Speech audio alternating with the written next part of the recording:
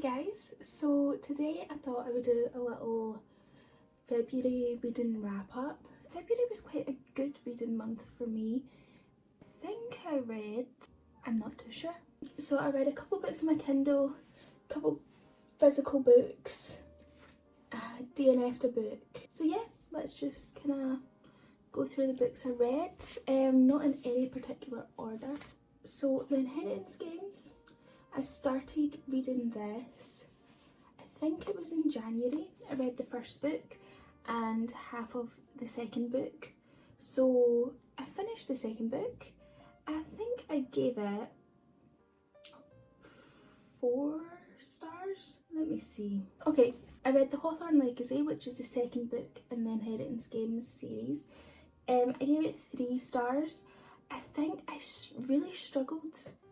I think the first book was so good and so engaging, I couldn't stop reading it. It was one of those ones where I just had to keep going on to the next page. With The Hawthorne Legacy, it took me a good few weeks of picking it up, reading a few pages, putting it back down. I'm not too sure why. I think it was at a time where I was buying loads of new books, so I was just excited about so many books. I wanted to start all the books, so I didn't read any book. But yeah, so I don't know if that my rating of 3 stars on Goodreads reflects on the book or it was just me at that time, but it didn't stop me buying the third book. So I'm about 40% through the final gambit and I've been reading that this month. Again, on and off, I don't think I'm enjoying the story as much as the first book. The third book I'm enjoying way more than the second. Yeah, I don't know. I don't even know what I gave the first book. I think I might have given it 5 stars, to be honest, the Inheritance Games. But yeah, so that was, one book there.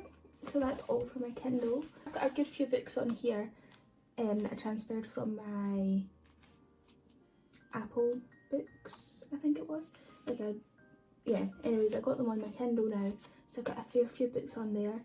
So I might do a little, what's on my Kindle? Is that a book? Is that a video? I might do that. What's on my Kindle? Next up is Terms and Conditions. Now, oh my god, I read the fine print in the last week in January, so I read it the last week in January, going into February. So do we count that one as well? I say we count that. So I read the Dreamland Billionaire series in February and oh my god, I've literally, everybody that I'm friends with, my Instagram, I have not shut up about this series. Honestly, I think it's the first series I've actually properly completed, finished, and loved every single book. Oh my god, I haven't shut up about them. I've convinced so many people to buy it. Yeah, it just so good. So we have the fine print. The fine print is about Rowan and Zara. Should I talk about what the Dreamland Billionaire series is all about? Basically, as a wee gist, the Dreamland Billionaire series is about 3 brothers who their grandfather is kind of like Walt Disney, the CEO of Dreamland, which is essentially the Disney. They've got streaming services, a theme park, the full shebang. The grandfather dies and each of the brothers are entitled to a percentage of the company. However, the grandfather has left them tasks to complete in order to get their percentage of the company. So each book is about a different brother and their tasks, and the task that they've been assigned is something to better themselves. It helps them deal with something that they've been avoiding. It just really helps them personally, helps them overcome stuff. So the fine print is about Rowan and Zara. This is my favourite. Rowan's my favourite. So his task is to come up with a new idea for the theme park, something to generate money, bring a new vibe to the theme park. And Zara is just someone that works there. She just works in, I think it was I can't remember what area of Dreamland she works in, but she submitted a proposal for a theme park, an idea for the theme park, drunk. She submitted that, and Rowan ends up liking that and gives her a job, and it's just about their story. It's kind of grumpy sunshine. Enemies to lovers. I wouldn't say they're enemies. They don't hate. Yeah, Zara kind of does. She finds him the rudest person ever, but yeah, it's just so good. I found it as kind of like a slow burn. There was so much tension and build up, and oh my god, 5 out of 5 stars. Love the fine print. Then we go on to terms and conditions. Now this one's about Declan and Iris. Declan's to become the next CEO of Dreamland, and his grandfather's wish was for him to get married, find his true love and have a child, and once he'd got that, he'd get his percentage and become CEO. Then Iris, she works as his assistant, I think. I'm terrible with remembering wee details, but basically they end up fake dating, loads of drama, fake dating trope.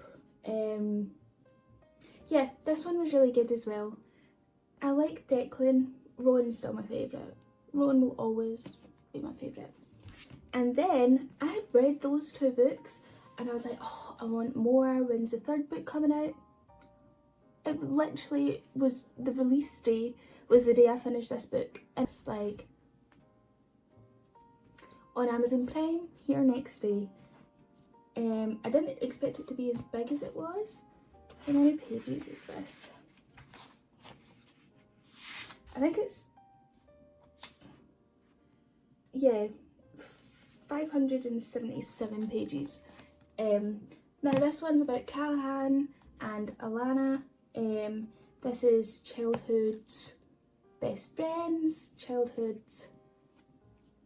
friends to enemies to lovers. I don't know if any of this is spoilers, but I'm just gonna give in like a quick summary. But this one's quite heavy. It's a lot darker than the other ones, I feel. This has addiction. Everybody says this is with, I've heard mixed reviews. A lot of people say this is their favourite book in the series. I struggled like halfway through the book. I was kind of getting a wee bit bored. And the ending may have been rushed a little bit. I feel like Alana was way too forgiving. She was way too forgiving throughout the whole book. But yeah, it's childhood enemies to lovers, childhood best friends to enemies to lovers, I would say. And basically his task is he has to go back to their it was like a summer house. Yeah, so he was tasked to spend a summer at the family lake house and then sell it. Little did he know that his grandfather had gave half of the house to Alana when her mother passed. So he goes there after so many years of never speaking to Alana, and it was like ended in a rough patch, and he's tasked with spending this summer and selling it. And obviously there's conflict there because she lives there and she's been living there, she has a daughter. I don't normally like children in books, but I absolutely loved Alana's adopted daughter. So good. This series, I think I gave this 4 out of 5 stars. I would probably do 3.5, maybe 4 stars for this one. But overall, my favourite series. To be fair, the only series I've read. I tend to read the first book in a series and not continue it, but yeah, so I've read 1, 2, 3. What other book did I read? 1, 2, 3, 4. Oh, time to go into the one that I DNF'd. So, I DNF'd Magnolia Parks. Now, I'm so upset about this.